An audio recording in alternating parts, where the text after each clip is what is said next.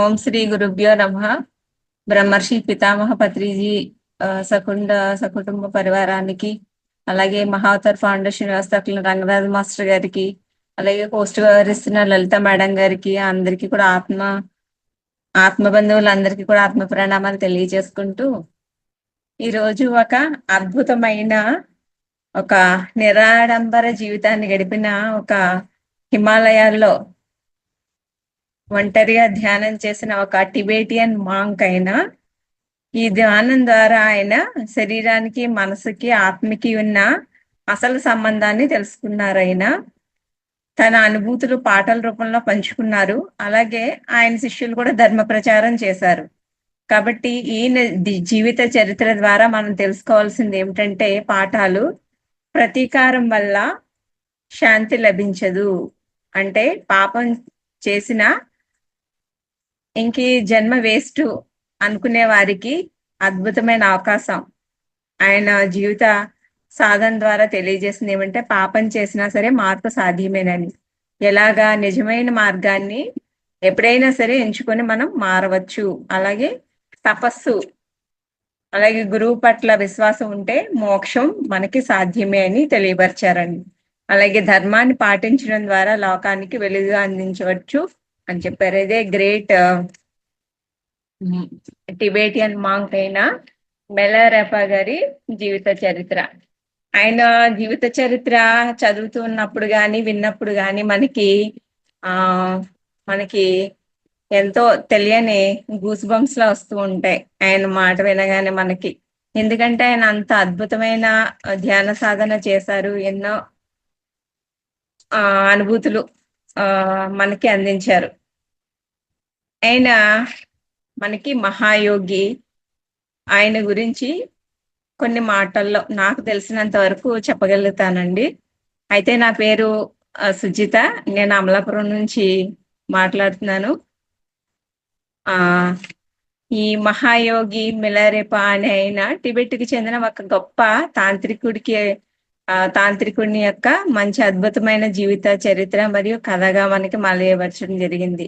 అంటే ఈయన బాల్యములో తల్లి, చెల్లి, వాళ్ళ నాన్నగారు, ముగ్గురు, వాళ్ళ నలుగురు, వాళ్ళ జీవిత చరిత్ర గురించి పూర్వం గురించి చెప్పుకుంటే, వాళ్ళ తాతల దగ్గర నుంచి వాళ్ళు హోమాలు, తాంత్రిక పూజలు, అలాగే ఒక ఉన్ని వ్యాపారం చేసుకుంటూ వాళ్ళు ధనవంతులుగా మారుతారు. అయితే వాళ్ళ మిలారెపా తండ్రి గారు ఇంకా వాళ్ళ వ్యాపారాన్ని అభివృద్ధి చేసి మరింత ధనవంతుడు అవుతారు. అయితే మిలారెపా తండ్రి గారు అదే ఊరిలో ఉన్న ఆవిడ్ని ప్రేమించి పెళ్లి చేసుకుంటారు. వారికి మొదటి సంతానంగా మిలారెపా గారు జన్మించడం జరుగుతుంది. అయితే వాళ్ళకి కొన్ని సంవత్సరాలకి, ఈయనకి 5 సంవత్సరాలు వచ్చిన తర్వాత వాళ్ళకి మళ్ళీ ఒక అమ్మాయి జన్మిస్తుంది. అయితే మిలారెపా గారు 7 ఏళ్ల వయసు ఉన్నప్పుడు తండ్రి గారికి అనారోగ్యానికి గురవుతారు. అయితే చుట్టుపక్కల బంధువుల్లో ఉన్న వాళ్ళందరినీ పిలిచి వైద్యుల్ని సంప్రదించి, అయితే వ్యాధి గురించి ఎవరికి చూపించినా సరే వ్యాధి నయం కాదని చెప్తారు. అప్పుడు ఆయనకు అర్థమైపోతుంది, నేను చనిపోతాను అని చెప్పి తెలిసిన దగ్గర బంధువులందరినీ రప్పించుకుని ఆయన ఒక వీలునామా రాయిస్తారు. ఏమనంటే, నా మరణానంతరం నా ఆస్తి అంతా కొంత భాగం నా కర్మకాండలకు ఉపయోగించండి, మిగిలినది ఇంత సంపదని మా అబ్బాయి యుక్త వయసుడు అయ్యేంత వరకు కూడా నా తమ్ముడు సంరక్షణలో ఉంచి పెరిగి పెద్దయ్యాక తిరిగి ఆస్తి ఇవ్వమని, విద్యాబుద్ధులు అవి చూపించమని ఆయన వీలునామా రాస్తాడు. అయితే అక్కడ నుండే ఈ మిలారెపా గారి కష్టాలు స్టార్ట్ అవుతాయి. ఏమనంటే, ఆయన చిన్నాన్నగారి, చిన్నమ్మ గారు కానీ వాళ్ళ ఇంట్లో పనుల్లో వాళ్ళ అమ్మని, చెల్లిని పనుల్లో చేయించుకుంటూ, ఈయన్ని కూడా మొత్తం కష్టాలు పాలు చేసి ఈయన చేత మొత్తం పొలంలో పనులు చేయించుకుంటూ రక్తాలు కారిపోయి బొబ్బలు కట్టేసి ఎన్నో కష్టాలు పడుతూ ఉంటారు చిన్న వయసులో.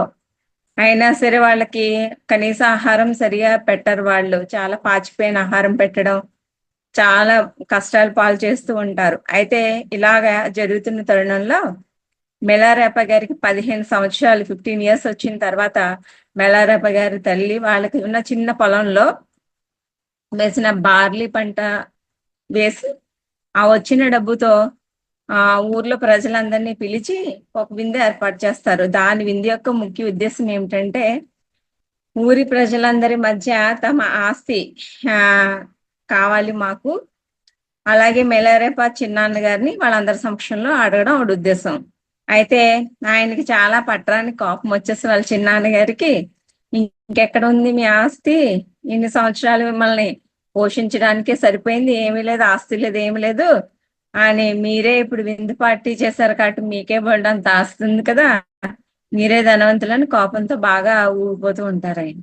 అయితే మెలారేప తల్లిని చెల్లిని మెలారేపాన్ని కొట్టేసైనా అక్కడ నుండి కోపంగా వెళ్ళిపోతారు. అయితే ఊరి ప్రజలు ఎలాగైనా సరే మెలారేప గారిని కొంచెం మంచి వృద్ధిలోకి తీసుకురావాలి, మంచి స్థానంలో ఉంచాలి అని మంచిగా బడిలో చేర్పిస్తారు. చేర్పించిన తర్వాత ఒక రోజు బడి నుండి ఆడుకుంటూ పాడుకుంటూ ఆనందంతో సరదాగా ఇంటికి వస్తూ ఉంటారు. అప్పుడు వాళ్ళ తల్లి చూసి ఆవిడ కోపంతో, ఇంకా పట్టలేని కోపంతో, నీకు ఇన్ని బాధలు ఉన్నాయి, మనల్ని ఇంతమంది అవమానం చేశారు, మీ చిన్నాన్న వాళ్ళు ఇంత అలా కొట్టారు, ఇంత అన్యాయం జరిగింది, అవమానం ఉంటే ఎలా మర్చిపోయి నువ్వు, ఆనందం నీకు ఎక్కడి నుంచి వస్తుంది ఇంత ఆనందం అని చెప్పి వాళ్ళ మెల్లారప్ప తల్లి కొట్టి కొట్టి ఆవిడ కూడా సృహ తప్పి పడిపోయి అంత కష్టపెట్టుకుంటారు ఆవిడ. కొంతసేపటికి తేరుకున్నాక ఆవిడ అప్పుడు అడుగుతాడు, అమ్మా అసలు నేనేం చేయాలి నువ్వు ఆనందంగా ఉండాలంటే అని అడుగుతాడు. అయితే మనల్ని ఇంత బాధ పెట్టారు కదా మీ చిన్నాన్న మీ చిన్నమ్మ, మనల్ని అన్ని ఆస్తులు రాసుకొని బయటికి పంపించారు కదా, వాళ్ళని నువ్వు నాశనం చేసేయాలి అంటే ఏం చేయాలి, నువ్వు క్షుద్ర విద్యలు, బ్లాక్ మ్యాజిక్స్ ఉంటాయి కదా, ఆయన నేర్చుకోమంటారు అనమాట. సరేనమ్మా నీ ఇష్టము అలాగే అని చెప్పి అక్కడి నుంచి వెళ్ళిపోతాడు. అయితే వాళ్ళకి దగ్గరలో ఉన్న ఆవిడ చిన్న పొలం ఉంటే అందులో కొంత బాగా అమ్మేసి, అయితే కొంచెం బంగారు నాణాలు ఆవిడకి ఏదో తోచింది ఇచ్చి పంపించేస్తుంది ఆవిడ. అయితే మిలారేప గారు కొంతమంది స్నేహితులతో కలిసి కొంతమంది క్షుద్ర విద్యలు నేర్చుకునే మాంత్రికుడి దగ్గరికి వెళ్తారు. వెళ్ళి వాళ్ళకి నాకు ఇంత అన్యాయం జరిగిందని చెప్పుకుంటే ఆయన ఒక సంవత్సరం పాటు అలాగా ఆయన దగ్గర ఉంచుకుంటాడు. అయితే వచ్చిన దాన్ని మట్టుకు నేర్పించానని చెప్తారు. ఆయన స్నేహితులు మాత్రం మధ్యలోంచి నేర్చుకున్నది మాకు ఇది చాలా, నేను డ్రాప్ అయిపోతారు, ఈయన మాత్రం పట్టుదలతో ఆయన దగ్గరే ఉండి నాకు ఇది సరిపోదు ఇంకా నేర్పించమంటాడు.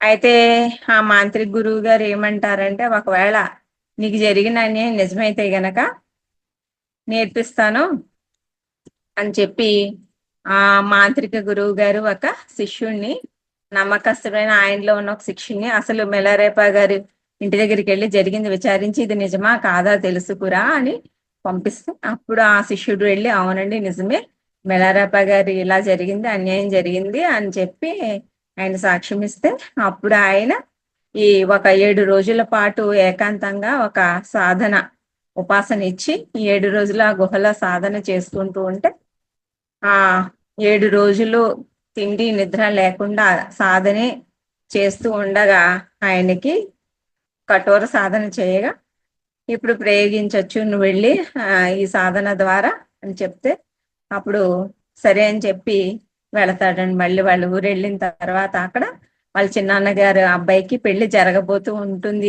ఏర్పాట్లు జరుగుతున్నాయి, వాళ్ళ ఇంటి దగ్గర ఉన్నారు అందరూ ఒక 35 మంది ఎంతో జనము, వాళ్ళ చిన్నాన్న చిన్నమ్మ వీళ్ళందరూ ఉన్నారు, ఏర్పాట్లు జరుగుతూ ఉండగా వాళ్ళ దగ్గరికి వెళ్ళి ఈయన క్షుద్ర విద్య ప్రదర్శించగానే అక్కడ ఉన్న వాళ్ళందరూ కూడా ఇల్లది కూలిపోయి వాళ్ళందరూ చనిపోతారు.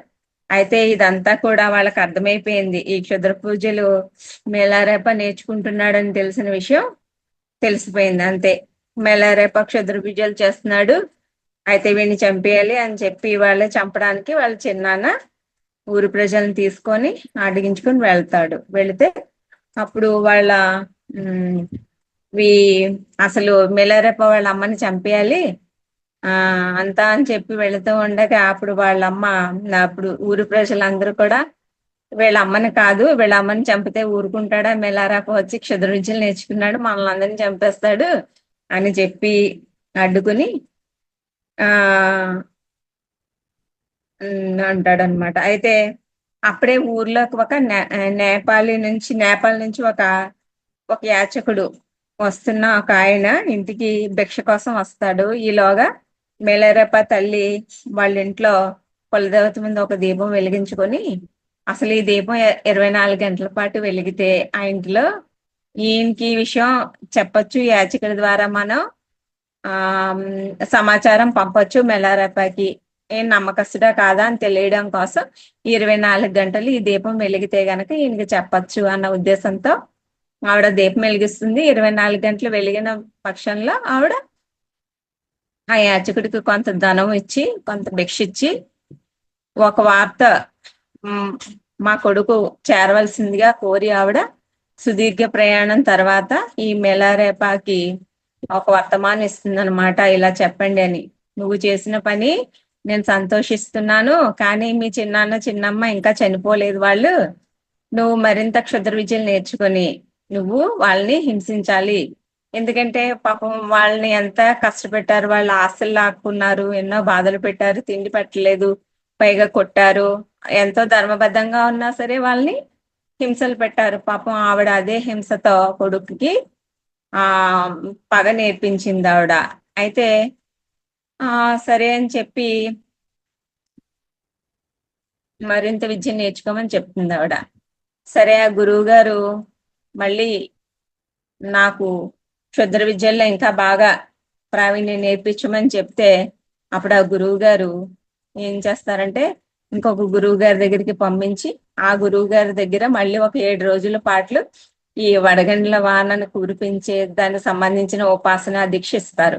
అది కూడా ఒక 7 రోజులు కఠోర సాధన చేసి తిండి నిద్ర లేకుండా 7వ రోజున మిలారేప గారు కూర్చున్న చోటే వడగండ్ల వాన, మబ్బులు, ఉరుములు ఆ అకారణంగా వస్తాయి. అయితే నువ్వు ఇది పనిచేస్తుంది, నీకు ఈ విద్య నువ్వు ఇంకా ప్రదర్శించుకోవచ్చు అని గురువుగారు చెప్పడంతో మెల్లరేప గారు మళ్ళా గ్రామానికి వచ్చి, అప్పుడే బార్లీ పంట మంచిగా పండి చేతికొచ్చే సమయంలో వాళ్ళందరూ వేడిక చేసుకుంటూ ఉండగా, అప్పుడు వాళ్ళ స్నేహితుడి సహాయంతో వచ్చి అక్కడికి నేర్చుకున్న క్షుద్ర విద్య ఏదైతే ఉందో వడగళ్ల వర్షం కురిపిస్తాడు. అప్పుడు ఒక్కసారిగా ఉరుములు, వర్షాలు, అంతా భయంకరమైన వడగండ్ల వాన కురిసి పంట అంతా నాశనం అయిపోతుంది. ప్రజలందరూ కూడా ఆనందం అంతా ఆవిరైపోయి వాళ్ళందరూ దుఃఖం పడతారు. అయితే ఎక్కడా కురవని వర్షం మన ఊర్లోని ఇక్కడ ఎందుకు కురిసిందంటే దీనికి కారణం మెలారేపనే అని తెలిసిపోయి ప్రజలు అతన్ని చంపాలని చూస్తారు.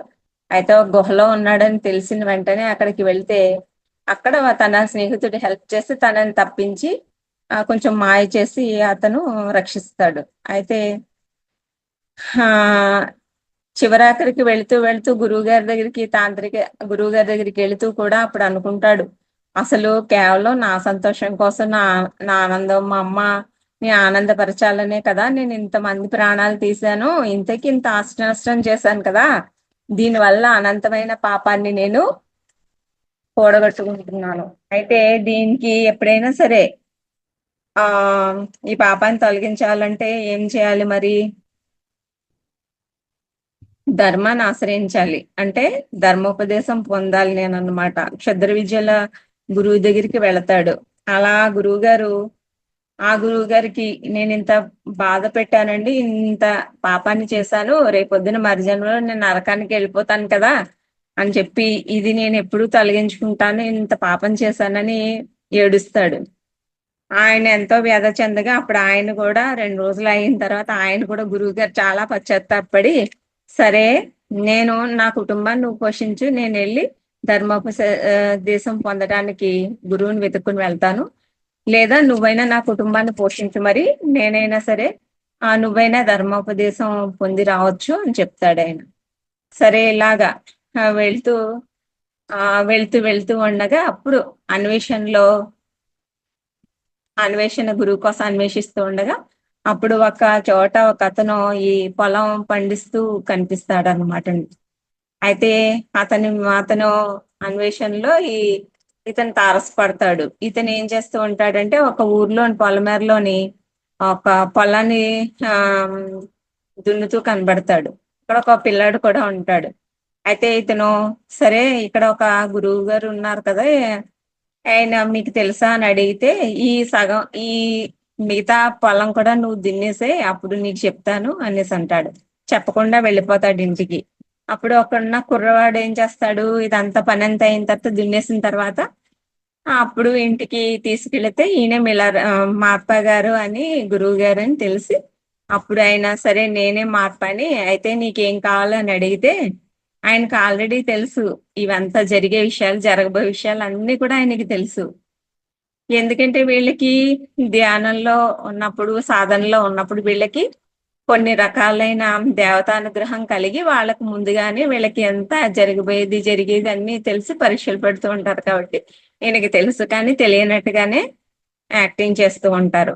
అయితే కొన్ని రోజుల తర్వాత నేనే మార్పని ఇంటికి వెళ్ళిన తర్వాత నేనే మార్పని అంటే అప్పుడు ఆయన కాళ్ళ మీద పడి, మెల్లారప్ప గారు, నేను క్షుద్ర పూజలు చేసి చాలా పాపాన్ని మూటగట్టుకున్నాను, చాలా పాపాన్ని చేశాను, కాబట్టి నాకు ఈ ముక్తిని ప్రసాదించండి, ఈ ధర్మోపదేశం నాకు ఉపాసన ఇవ్వండి అని చెప్తే, సరే ఇస్తాను, కానీ నీకు 2 ఎంపికలు ఇస్తాను. ఏంటంటే, ఒకటి నీకు తినడానికి, కట్టుకోవడానికి బట్టలు, ఇవన్నీ కూడా నేను ఇస్తాను. ధర్మోపదేశం వేరే వాళ్ళని ఎవరి దగ్గరైనా తీసుకో, లేదంటే నేను ధర్మోపదేశం ఇస్తే ఈతరైన ఆహారం గాని బట్టలు గాని నువ్వు బయట చూసుకో, నీకు ఏది కావాలో తీసుకో అంటే, నాకు ఆహారం కానీ బట్టలు కానీ వేరే చూసుకుంటాను, కానీ నాకు ధర్మోపదేశం మీ ద్వారానే అనుగ్రహించండి అని చెప్తే, అప్పుడు ఆయన, నాకు నువ్వు ఒక సహాయం చేయాలి, ఇక్కడ నా శిష్యుల దారి మధ్యలో ఎంతమందో దొండకులు వచ్చి ధర్మోపదేశం పొందడానికి వచ్చిన వాళ్ళ దగ్గర డబ్బులు తీసుకొని చితకొట్టి వాళ్ళ దగ్గర అన్ని లాగేసుకుని వీళ్ళు ధర్మోపదేశం పొందలేకపోతున్నారు, కాబట్టి నువ్వు వెళ్ళి వాళ్ళని, ఆ దొండగుల్ని నువ్వు నాశనం చేయాలని చెప్పగానే, మళ్ళీ అప్పుడు నీ క్షుద్ర విద్యతో చేయాలి అని చేయగానే, అసలు అది ఇష్టం లేక కదా ఎంత దూరం వచ్చానో మళ్ళీ ఇది చెప్తున్నారు అనుకుంటే, నువ్వు అది చేస్తేనే నీకు ధర్మోపదేశం చేస్తాను అనగానే, ఇష్టం లేకపోయినా సరే అక్కడికి వెళ్ళి వాళ్ళని అందరినీ నాశనం చేసి మళ్ళా వస్తాడు. వస్తే ధర్మోపదేశం అడగగానే, ఇంకొక ప్రాంతంలో కూడా శిష్యులు నన్ను తిడుతున్నారంట, దారిలో ఉన్న వాళ్ళని రానివ్వడం లేదంట, నువ్వు వాళ్ళని కూడా గొడవలు కొట్టుకుని వాళ్ళ చచ్చిపోయేలా చూడాలి నువ్వే అని అంటాడంట. మళ్ళీ అయినా సర్లే, మళ్ళీ వాళ్ళు గొడవలు పెట్టి మళ్ళీ కొట్టుకు చచ్చేలా చేసుకొని, ఈ మెలారప్ప గారు వచ్చేటప్పటికి మళ్ళీ ధర్మోపదేశం అని అడగగానే ఆయన మళ్ళీ సరే ఇస్తాను, నీకు నా కొడుకు ఒక గృహం నిర్మించు, అప్పుడు నీకు ఇస్తాను అంటాడు. ఆహా సరే, ఈయనకి ఇంకేడుపు దుఃఖం ఆగలేక ఈయన కాళ్ళు పట్టుకుని, అయ్యా నాకు చేసిన పాపాలు నేను బతికుండగానైనా తీరుతాయో లేదో అని చెప్పి ఏడ్చేస్తే, నువ్వు బతికుండగానే నీకేమీ జరగదు, నీకు పాపాలన్నీ పోతాయి, ఆ గ్యారంటీ ఇస్తాను నీకు, కాబట్టి నువ్వు ధర్మోపదేశం ఇవ్వాలంటే ఇవన్నీ చేయాలి అని చెప్పి ఆయన చెప్పగానే, మర్నాడు పొద్దున్నే ఒక లోయలో ఒక కొండ వాళ్ళ దగ్గరికి తీసుకెళ్లి ఒక వృత్తాకారం ఇల్లు కట్టుమని అంటాడనమాట. అయితే దాంట్లో మట్టి రాళ్ళు ఇవన్నీ సమకూర్చుకుని అవన్నీ కూడా ప్రాణాలకు ఇచ్చిన తర్వాత సగం కట్టాక ఆయన అంటాడు, ఇలా కాదు నేను చెప్పింది, నేను ఇలా అనుకోలేదు, ఇలా జరిగింది కదా, నువ్వు ఇది తీసేయి, మళ్ళీ ఇవన్నీ మళ్ళీ అక్కడ పెట్టానగానే మళ్ళీ రాళ్ళని మట్టిని ఏరి మళ్ళీ సమంగా గుట్టలంతా సమం చేసేసరికి మళ్ళీ త్రికోణాకారంలో కట్టు అని ప్రణాళిక ఇస్తున్నానని ఇవ్వగానే, మళ్ళీ సగం కట్టిన తర్వాత, అయ్యో త్రికోణం కాదు, నేను ఇలా అనుకున్నాను, ప్రణాళిక తప్పు, ఇది ఇలా కాదు నా ఆలోచన, మళ్ళీ ఇలా చేయని చెప్పేసరికి మళ్ళీ ఆఖరికి ఇవన్నీ పడగొట్టి వృత్తాకారం మళ్ళీ రాళ్ళు మట్టి పక్కన పెట్టి మళ్ళీ చదివించేసరికి ఆయన మళ్ళీ ఇంకో కొండ ప్రాంతం తీసుకెళ్ళి అక్కడ చతురస్రాకారంలో ఒక 9 అంతస్తుల భవనం నిర్మించాలని అడుగుతాడు. ఇప్పుడు ఇస్తాను, నీకు ఖచ్చితంగా ఇస్తాను ఉపదేశం అని చెప్తాడు. మళ్ళీ ఆహారం బట్టలు ఈ కట్టేటప్పుడు ఈ భవనం పూర్తయ్యేదాకా నీకు కావాల్సిన ఆహారం బట్టలు అన్ని కూడా ఉచితంగా ఇస్తాను అని చెప్తాడు అనమాట ఆయన. ఎంతగానో సంతోషిస్తాడు గురువుగారు. మళ్ళీ మీరు ఇలా చెయ్యరు కదా! మళ్ళీ కూలగొట్టరు కదా! నాకు ఆల్రెడీ ఇన్ని సార్లు మీరు నికరమేనా? మరి మీ ప్రణాళిక ఇప్పుడు కరెక్ట్ గానే వేసుకున్నారా?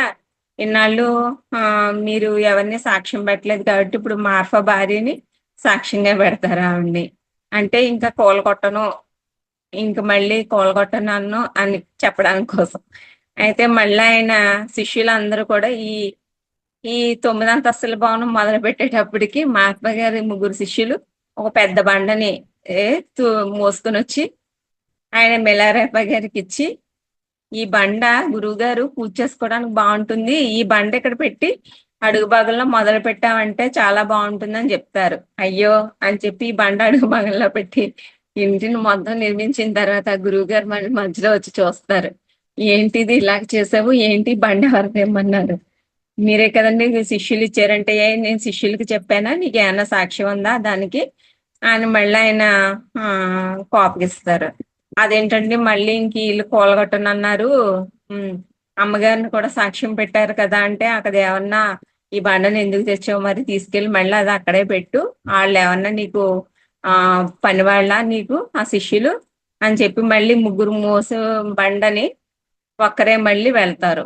వెళ్ళగానే మళ్ళీ ఆయనేమంటారు? ఆళ్ళు ఆళ్ళు తెచ్చారు కదా! ఇప్పుడు నువ్వు తెచ్చావు. మళ్ళీ నువ్వు తీసుకెళ్ళి బండని మళ్ళీ ఇక్కడే యథాస్థానంలో పెట్టి నిర్మించమని చెప్తారు. సరే అని చెప్పి ఇలా అంతా చేస్తూ ఉండగా ఇంకా ఈయన అలాగే మళ్ళీ మార్పించి చేసి ఇంకా ఇల్లు పూర్తి కాలేదు. అయితే గురువుగారి భార్య కూడా బాధపడుతూ ఉంటారు. ఎంతో మందికి ఒక్కొక్కడైనా ఇచ్చేస్తున్నారు అలాగా. ఆ! అలాగే ఎంతమంది వచ్చినా శిష్యులొచ్చినా వాళ్ళకి ఏమి వాళ్ళ చేత ఏ పని చేయించడం లేదు. రావడం, దీక్ష తీసుకోవడం, ధర్మోపదేశం తీసుకోవడం, వెళ్ళిపోవడం జరుగుతుంది. కానీ ఈయనేమి అనడం లేదని చెప్పి ఆవిడ బాధపడుతుంది. మళ్ళీ ఆయన కొట్టి, తిట్టి పంపించేస్తారు. నీవేమన్నా తీసుకొచ్చావా గురుదక్షిణ అని అడుగుతారు ఒకసారి. మళ్ళీ ఆయన ఒకసారి గురువుగారి భార్యేమో ఒక వెన్నని ఒక రాగి పాత్ర ఇస్తారు. అది కూడా పట్టుకుని వెళ్తారు. ఇది నీది కాదు కదా అని చెప్పి మళ్ళీ పంపించేస్తారు. అలా ఎన్ని సార్లు వెళ్ళినా ధర్మోపదేశం ఇవ్వకుండా తిప్పి పంపిస్తూ ఉంటారు. అయితే ఒకసారి ఈయన ఒక కథ చెప్తారనమాట. ఒక త్రిలోప అనే గురువు గారి దగ్గర నరోప అనే ఉండే శిష్యుడు ఉండేవాడు. ఆయన అనేక బహుమతులు ఇస్తూ ఉండేవారు అనమాట. ఆయనకి త్రిలోప అనే గురువు గారికి. అందులో ఒక కూజ కథ చెప్తారు. ఈ కూజ అని మట్టిని పూజ బాధపడుతూ ఉంటుందట. ఆ పూజని మట్టి చేసి దాన్ని కాల్చి ఒక అందమైన పూజ కింద తయారు చేశారు అని చెప్తుంది అనమాట పూజ. అలాగా చెప్పగానే ఇలాగా ఇన్ని బాధలు పడితే ఎంత కష్టాలు పడితేనే గాని ఒక శిష్యుడిగా తయారవడానికి గురువు పెట్టి పరీక్షలన్నిటిలో కూడా నెగ్గాలి అని సారాంశం చెప్తారండి. అలాగే ఈయన ఒక మహాత్మా గారికి శిష్యులు కొంత దూరంలోని గోండం సూడూరు అని ఒక శిష్యుడు ఉంటారు. ఈయన శిష్యుల్లో ప్రథమ శిష్యులు. ఆయన కూడా ఉపదేశాలు ఇస్తూ ఉంటారు. కొంతకాలం ఆయన ప్రియ శిష్యుడు. ఆయన నరోవా గారని పూజించే ఆ ఒక రోజు వస్తుంది. ఆ రోజు ఈయన చాంగన మత్తుగా ఉండే ఒక సేవించి ఈ అమ్మగారు ఏం చేస్తారంటే కొంచెం గాఢంగా నిద్రపోవడానికి మత్తుగా కలుపుతారు అది. ఆయన బాగా నిద్రపోయిన తర్వాత మార్ఫా గారు పూజ గదిలో నరోపా గారి ఆయన గురువు గారి నరోపా గారి జపమాల దండ మెలరప గారికి ఇచ్చి ఒక లేఖ రాసి ఈ మార్ఫా గారు రాసినట్టుగానే నేను పంపిస్తున్నాను ధర్మోపదేశం ఇవ్వు అన్నట్టుగా రాసి పంపించేస్తారు. అయితే గోండాన్ ఆశ్రమంలోకి వెళ్ళిన తర్వాత ఆయన ఏం చేస్తారంటే ఈయనకి ధర్మోపదేశం ఇచ్చిన తర్వాత సాధన చేసేటప్పుడు ఆయనకి చాలా నీకేమైనా అనుభూతులు వచ్చాయా అని మధ్యలో వెళ్ళి అడుగుతారు. నాకు ఏ అనుభూతులు రాలేదండి అంటే మరి నేను కరెక్ట్ గానే ఇచ్చాను, నువ్వు సాధన బాగానే చేస్తున్నావు కదా, ఎందుకు నీ ఇలా జరిగింది అని అంటే అప్పుడు ఒక రోజు మా అప్ప గారి నుంచి ఇంకో ఉత్తరం వస్తుంది, మా గృహప్రవేశం ఉంది, నువ్వు మీ ఇంట్లో ఉన్న అవన్నీ పట్టుకుని వస్తే అందరినీ కూడా తీసుకురా, మెలారెపా కూడా తీసుకురా అని రాస్తారు. అయితే ఈయనకి తెలిసిపోతుంది, ఈ గాండోన్ అన్న ఆయనకి తెలిసిపోతుంది ఈ శిష్యుడికి ఏమనంటే మిలారప్ప గారు మార్ఫా దగ్గర నుంచి రాలేదు అలా అని చెప్పి. అయితే ఈ అమ్మగారిని మార్ఫా గారి భార్యని అడిగితే ఆవిడ కూడా, ఆవిడ ఏమీ మాట్లాడరు ఆవిడ. అయితే చివరాఖరికి ఏమవుతుందంటే ఈయనకి ధర్మోపదేశం పనికిరాదు, ఇలాంటి వాడిని కొట్టేస్తారు ఆయన. చివరాఖరికి ఎన్నో ఎన్నో కష్టాలు పడి, ఎంతో బాధలు పడి, ఎంతో చివరికి తర్వాత చివరాఖరికి ఈ మహాత్మా గారు అనుగ్రహించి నాకు నువ్వే నా మంచి శిష్యుడివి, నువ్వు నాకు అమ్మవారు ముందు నాకు కళ్ళలో కనిపించి నువ్వు మంచి ఆధ్యాత్మిక జ్ఞానాన్ని పొందుతావని నీ రూపంలో అని కూడా చెప్పారు. అంటే నిన్ను బాధలు పెట్టానంటే నువ్వే నా నిజమైన శిష్యుడివి, నీ వల్లే నేను ఆత్మజ్ఞానాన్ని కూడా పెంచుకున్నాను. తర్వాత నిన్ను బాధ పెట్టిన ప్రతిసారి నేను ఎంతో క్షోభ అనుభవించారని ఏడుస్తారు. చివరికి అయినా ఈ చివరాఖరికి ఇంకా స్టోరీలో చివరికి మళ్ళీ ఆయన మెల్లరప్ప గారి సాధన చేసుకుంటారు. చేసుకున్న తర్వాత ఆయనకి బోల్డ్ అనుభవాలు వస్తాయి. ఆ అనుభవాల్లో చాలా విషయాలు తెలుస్తాయి. మళ్ళీ వాళ్ళు ఊరు వెళ్తారు. వాళ్ళ అమ్మగారు, ఆయనకి ఆల్రెడీ జరిగినవన్నీ కళలోకి వస్తాయి. మళ్ళీ వాళ్ళ అమ్మగారు చనిపోతారు. వాళ్ళ చెల్లెలు పిచ్చిదైపోతుంది. ఆయన ఎంగేజ్మెంట్ అయిన అమ్మాయి కూడా ఉంటుంది, అన్ని విషయాలు చెప్తుంది. అయితే ఆస్తంతా అమ్మాయినే ఉంచుకోమంటారు. అక్కడ వాళ్ళ చిన్నాన్నగారు పరిస్థితి ఎలా ఉందంటే ఆయన ఈయన చూస్తే కొట్టడానికి వస్తాడు.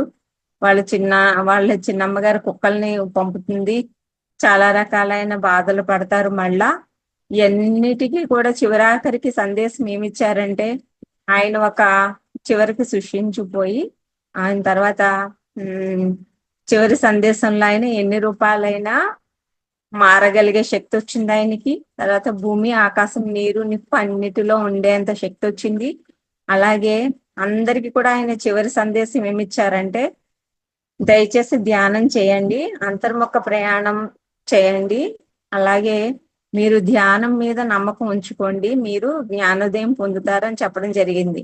తర్వాత ఆయన దగ్గర వస్త్రాన్ని, చెరుకు మొక్కని అన్నిటినీ కూడా ఆయన శిష్యులకి ఇవ్వడం జరిగింది. అంటే అన్నిటికన్నా విలువైంది ఆయన జీవితంలో చెప్పదగిలింది ఓర్పుగా ఉండాలని, సహనంగా ఉండాలని, పట్టుదలగా ఉండాలని, అన్నిటికంటే విలువైంది సమయం ఉండాలని, సాధన సాధన క్రమం తప్పకుండా ధ్యాన సాధన చేయాలని, దానివల్ల శక్తులు వస్తాయని, గాలిలో ఎగరడం, ఎక్కడికి వెళ్ళే రావడం లాంటి శక్తులు వస్తాయని, అలాగే ఆధ్యాత్మిక సాధనలో ఉన్న వారికి శాకాహార తప్పనిసరి. ఎందుకంటే ఆయన ఆధ్యాత్మిక చేసేటప్పుడు కొన్ని మానసిక ప్రవృత్తులు ఆయనకి రకరకాల విపరీతాల ఆలోచనలు కలుగుతూ ఉండేవి. దానికి కారణం ఏంటంటే మహాత్మా గారు ఆల్రెడీ ఒక కాగితంలో ఆయన పెడతారు. ఆయన మడిచి ఉన్న కాగితం చదవడు. తర్వాత తీసి చూస్తే ఈ ఆధ్యాత్మిక సాధనలో ఉన్న వారికి ఆహారం వల్ల అలవాట్లు తప్పనిసరిగా మంచిగా ఉండాలంటే శాకాహారం తప్పనిసరి,